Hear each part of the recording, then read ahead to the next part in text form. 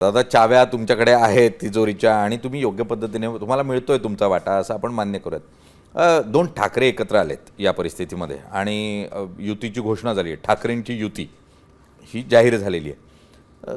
कसं बघतात ठाकरे एकत्र आले या परिस्थितीत शिंदे सेनेचं काय अस्तित्व असेल?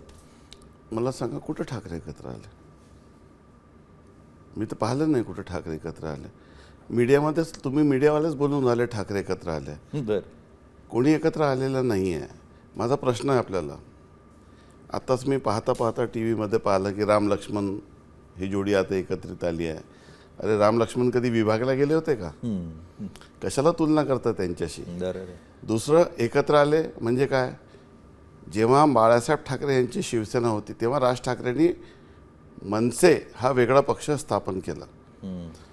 मनसे स्थापन केल्यानंतर हे बाळासाहेब ठाकरे हयात असताना असं प्रकरण सांगून राहिलं. आता काही त्यांनी मनसेचा विलय केला आहे का? एकत्रित आले असते तर दोन्ही पक्ष एकत्रित आले असते म्हणजे दोन्ही पक्षाचा एकमेकांमध्ये विलय झाला असता. बरोबर आहे. आणि त्यामुळे एकत्र आले हा शब्दप्रयोगच चुकीचा आहे, याच्यावर माझा आक्षेप आहे. बरं. दुसरं, आताच बोलता बोलता त्यांनी सांगितलं की दिल्लीवाल्यांच्या नजरा मुंबईला आहे. नेहमीप्रमाणे असुरक्षा भीती निर्माण करायची. लोकसभेमध्ये संविधान खतरे में है, आरक्षण खतरे में है, इस्लाम खतरे में है, अशा पद्धतीची भीती निर्माण करून आपल्या पदरी मतदान मिळून घ्यायचा तो प्रयत्न असतो.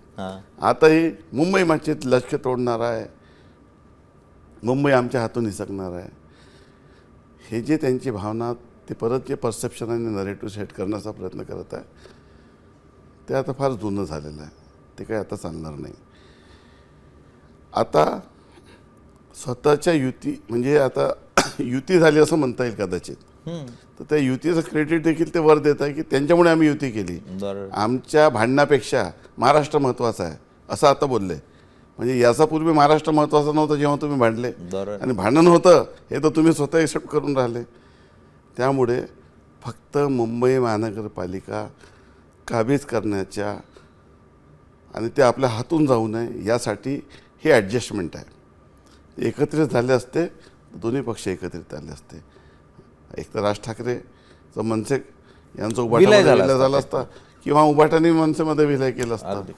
म्हणजे आता ते एकमेकाची लिडरशिप एक्सेप्ट करायला तयार नाही आहे.